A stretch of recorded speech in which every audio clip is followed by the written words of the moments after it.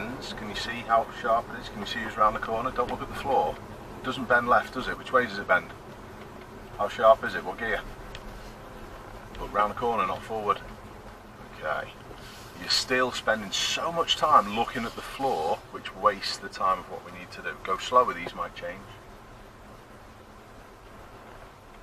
Maybe not with the car.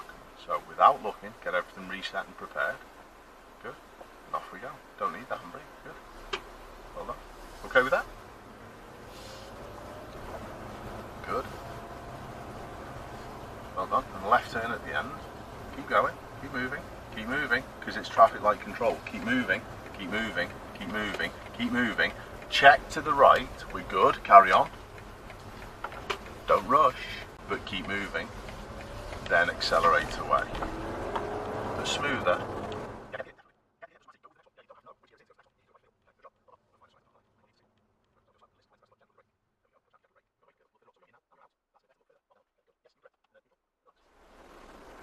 Really well done. Get start stop, it should cut out. Great stuff. Do you get what I'm saying about those temporary lights there?